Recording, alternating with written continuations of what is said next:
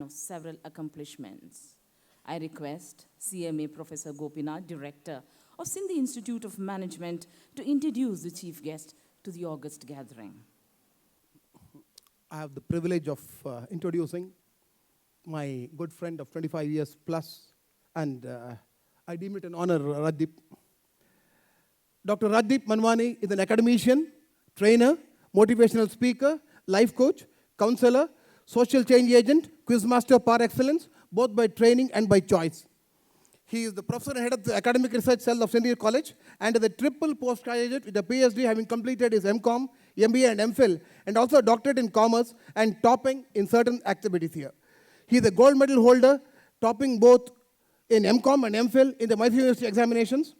And most importantly, he is the recipient of the National Award as role model for empowerment of persons with disability from the Honorable President of India in December 2013. He is also the recipient of special award given by the Chief Minister of Karnataka in 2011 and the State Award for Excellence given by Government of Karnataka in 2015. An eloquent speaker, he has several debates and has judged the best speaker in the international tape speech competition held by Toastmasters International in 2008. He holds the record of being adjudged the best impromptu speaker for 5 years in India and Sri Lanka for the years 2008, 2009, 2010, 2012, and 2015. He has been awarded the Distinguished Toastmaster, the highest award in Toastmasters International. And his achievements, if I keep on reading, I'll require another 10 minutes. I have 4 pages of them. I thought, let me bring and unleash Dr. Rajdeep Manwani to you people. And welcome, sir. Thank you so much, Gopinath sir, for calling me for this event, and thank you. The theme was very interesting. It was the strategic approaches for commerce and management for sustainable development. So let me start off with a small incident which happened in 1988 when I was in my 10th standard. As a part of our economics and commerce project, since I was in an ICSE school, we had a 6 subject. We had to go to a company which had just started in 1987. It was started with the collaboration of Tata Industries and Tamil Nadu Finance Corporation. All of you all know this company as Titan, one of the best watch manufacturing concerns. So when we went over there for the factory visit, as we were walking around, they showed us the production facilities where the watches were added with the strap. It was just a 1-year-old organization at that particular point of time. And then they took us to the facilities where they were preparing the pamphlets and the ad jingles, the marketing department. There was one department when we came over there, outside the department, there was an entire board where it was written, "We are in 2007. Now, it was only 1988, but it said we are in 2007. So we asked the person who was taking us around the entire place, "What is this? We are in 2007, we are only in 1988. What is this?" So he said, "I don't know, sir." Means, "Not, sir. We were around 30, 40 boys. So I don't know, children. You please come inside. We'll speak to the person." So as we went inside, there was this man who was sitting there. His name was Mr. Harish Bhatt. He had taken over as the chief strategic officer of Titan at that time. Later on, he went on to become the custodian of the Tata Exchange, etc. But we asked him, "Sir, what is this? We are in 2007, but we are only 1988. So he said, "Which watches are you all wearing?" So in those days, we had a watch called HMT. So I said, "Sir, we are wearing HMT watches." He said, "What's the ad line of HMT?" And in those days, the ad line of HMT was "Timekeepers of the Nation." So he said, "We are here in Titan. We are not going to maintain time." We said, "Sir, which department is this?" He said, "This is the strategic planning department. And we are thinking of the future. We think in the next 20 years, when we come here, we think in the future and we say that in the next 20 years, watches will no longer be an instrument of keeping time. It will be a fashion accessory. It will be a gifting idea. It will be basically a status symbol. So we are going to launch watches not as an instrument to keep time, but as a gifting idea." as a fashion accessory, as a status symbol. In 1988, the market share of HMT was around 80%. By 2007, the market share had shrunk to around 20%, and you all know that in 2017, HMT closed down its operations. The reason was that Titan had a strategic approach. They thought long term. They launched watches for gifting, Titan Bandhan. They launched watches as a status symbol, Titan Raga. They launched watches as fashion accessories. You all know about the fast track watches. The reason I told you this is that every business that succeeds with a long-term plan. And that long-term plan is called a strategy. Whether it was Azim Premji who went into Wipro. Wipro was only a Vanaspati making company, Western Industrial Products Limited. But when he said, I don't want to be in an atom-based company, I want to be in a byte-based company in the 1990s, everybody laughed at him. But he said no. And he converted Wipro from a 50 crore company to now, 2 lakh crores? All because they had a strategy for the future. And what is this strategy without sustainable development? What is sustainable development basically? I was listening to an interview of Jeff Bezos on Amazon, the second richest man in the world, second or third richest man in the world. And there was a very interesting aspect. Somebody asked him, what's been the success mantra of Amazon? And he told very interestingly, he said, everybody talks about the changing environment, what we should do in the next year because the corona has come, what should we do because the dynamics are changing, we are going through a recession. But I thought something very interesting what Jeff Bezos said is, when we get into the Amazon boardroom, we don't ask what is going to change. We ask what is not going to change in the next 10, 15 years. Let us concentrate on that. What's not going to change? Customers want variety, so we'll offer them variety in Amazon. What's not going to change? Unrelenting customer service, so we'll offer them best customer service. What's not going to change? People's adherence to quality, so we'll offer them the best quality. What's not going to change? We are not going to change the simplicity in which we are going to do business, so we are going to do that. So we don't think in Amazon of what's going to change in the next year. We want to think as what's not going to change in the next 10 or 15 years. And I think so sustainable development, if you look at the dictionary of business, it says only this, not only having business strategies for the present, but what can you do so that the business can offer not only profit for the current generation, but also for the future generation? What can you do to offer to the stakeholders? The stakeholders in the business, many of your students are your customers, your employees, your shareholders. But what will it do so that the business can offer it for the next 10 years, 15 years? And I think so Jeff Bezos did a brilliant job of that. And this entire concept of sustainable business development was introduced in a book which was written in 1997. It was called Carnivals and Folks. It was written by a person called John Elkington. And he said that there are 3 pillars to sustainable development for any strategic organization, for any business which is looking at strategy for the future. There are basically 3 aspects. He called it the triple bottom line. All of you all know that bottom line is basically the profit which a company makes. The top line is your sales, so you subtract all the expenses. And the last line which you get is the profit after tax. So your top line is your sales, your bottom line is your profit. But what he said was, don't look at only profit. Because in 1997, there were several organizations which are only making profits. Philip Morris, a cigarette making company. You make profits, but you're harming the environment, you're harming the individuals. You had companies which were actually polluting the environment. So he said, if you want to look at sustainable strategies for development, there is something called as the triple bottom line. What is the triple bottom line? 3 P's.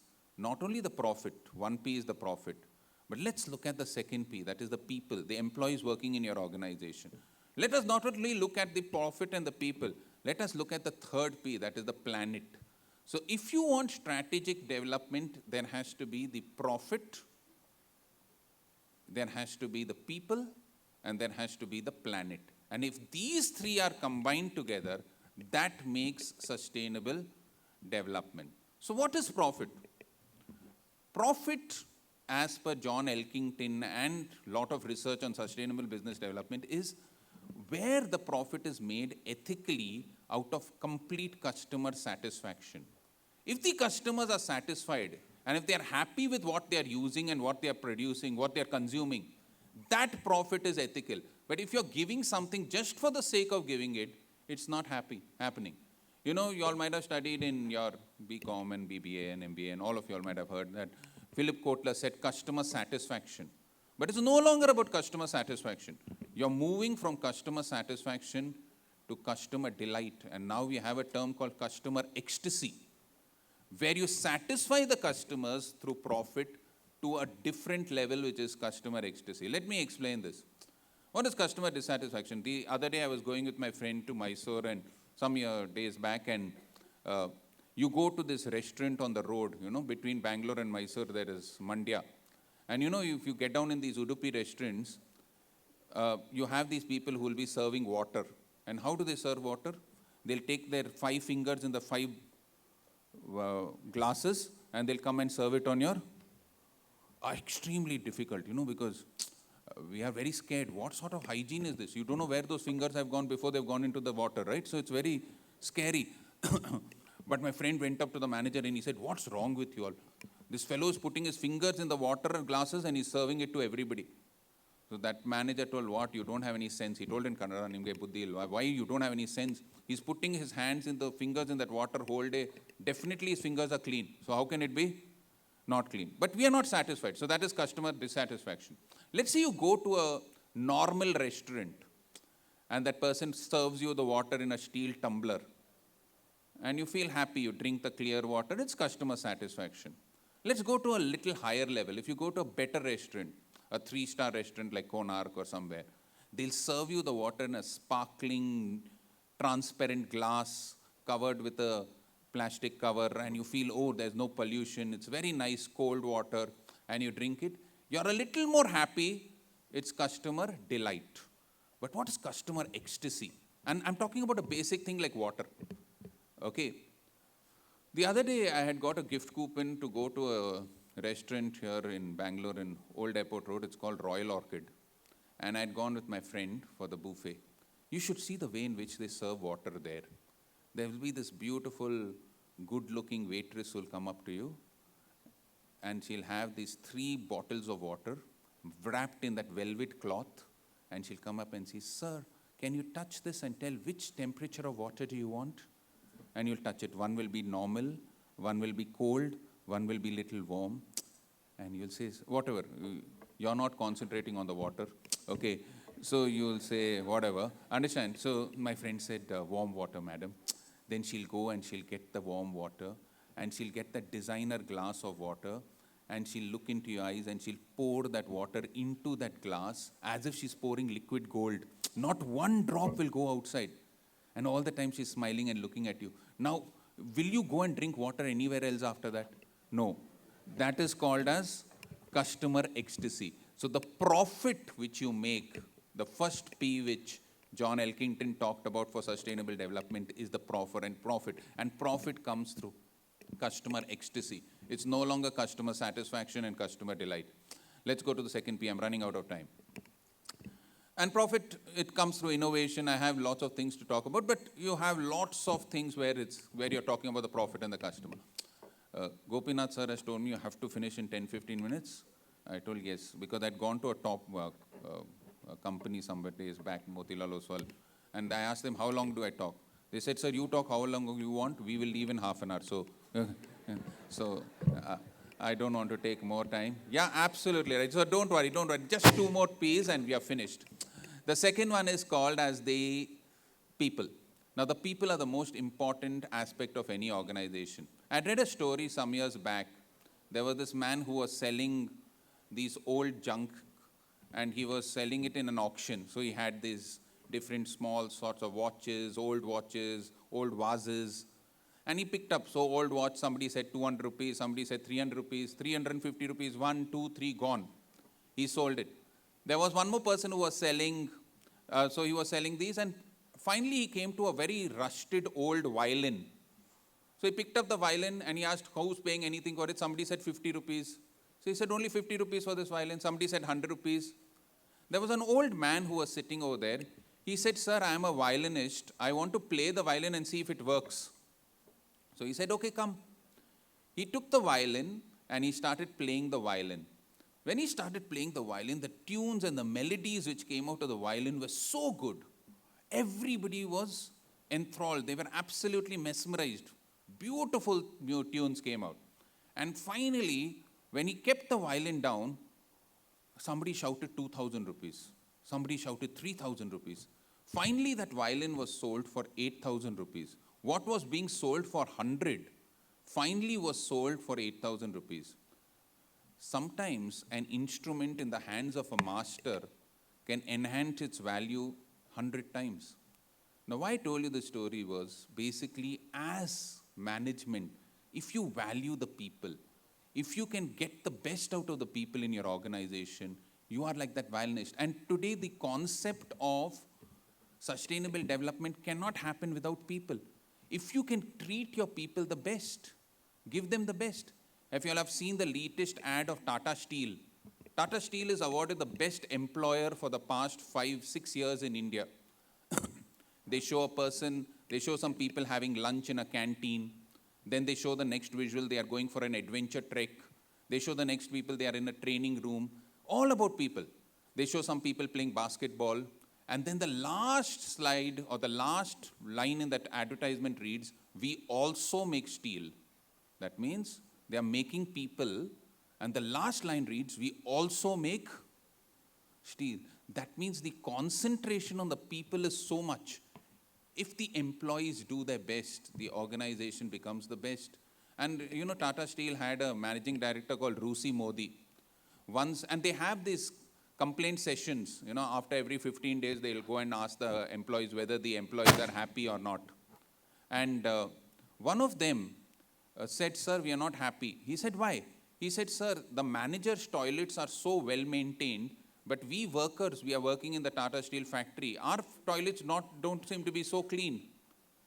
So Rusi Modi got a little upset. He called the facilities manager and he said, how long will it take to fix and make the workers' toilets as clean and as good as the manager's toilets? That man said, sir, it will take 10 days. He said, no, I will solve it in 1 day. Call the carpenter. So he said, why, sir? He said, let's change the boards. Put the board of the manager's toilet on the workers and the workers' toilet on the manager. And then change the board in 1 day. Now, all those facilities managers got so frantic that they actually started cleaning. And within 2 days, and he said every 15 days you have to keep exchanging the board. So that there is no discrimination between managers and workers. And I think so that is the concentration on people. So the second P, after profit, you have people. And the last and the most important P is the planet. If we are not going to take care of our Mother Earth, you might have heard recently that NTPC is the National Thermal Power Corporation. You know that the most electricity in our country is generated through coal, thermal electricity. We burn the coal and then the coal heats the water and it runs the turbines, etc. When you burn coal, there is fly ash. There is a residue. And NTPC has decided to sell fly ash to Shree Cement. Shree Cement is a company which makes cement. And they said, we will make bricks out of that fly ash. You're not polluting the environment. You're doing something else. Did you all know that there is a patch in the Pacific Ocean called the plastic patch, which is 16 lakh square kilometers consisting of all dumped plastic? 16 lakh kilometers is half the size of India. India's area is 32 lakh square kilometers. Half of India is in the Pacific Ocean is only filled with plastic. And there is this National Highway Authority of India who said that we will use the unusable or non-recyclable plastic to make white top roads. That is conserving the planet. I'm going to end with this story. There was this boy called Trevor Bayliss who was he was an engineering student in University of Leeds. And he came down to do his engineering project in South Africa, in a small place in Africa. And he noticed that the tribals loved to listen to music. But there was no electricity, The only thing they used to listen to was on this wind-up radio. You know, they had this radio which they used to put on the batteries, and the batteries also never used to last for a long period of time. So he said, how can I help these tribals and also do something for the environment? He didn't get any idea. They want to listen to radio, they can't listen because the batteries are there, they run off, they don't have electricity. So the next day when he got up, he saw a watch fallen from his bag. It was not his watch, it was his grandfather's watch. And his grandfather's watch was the traditional watch. Now you'll use quartz watches, no, which run on battery, you don't have to wind it up. In the olden days, we used to use these wind-up watches. You know, you used to wind it up, mechanical watches. You have to wind it every 24 hours, just like your toys, no? You wind up your toy and then it starts moving, right? So like that, there used to be wind-up watches some years back. And he got the idea. He said, instead of wasting battery, instead of helping these people, if mechanical energy can be converted to electric energy, why not have a wind-up radio? He went back to London. He not only made wind-up radios, where you have a steel knob, where you wind up the spring, and as the spring is unwinding, it will convert mechanical energy to electrical energy. But he also made wind-up emergency lights. So you wind up the light, and as it's unwinding, it gives out electricity. He started his company called Free Energy, and it was sold to Philips for, I think, so $4 billion in 2018, just because he thought one thing: how can I help these Africans? How do I save these batteries and all this carbon footprint on this earth? So just to end, if a business has to have strategic development to sustain, remember, it's not only about profit, it's also about people, and it's also about the planet. Thank you so much. Thank you so much. Thank you, sir, for your mind-wobbling words, and we experienced thorough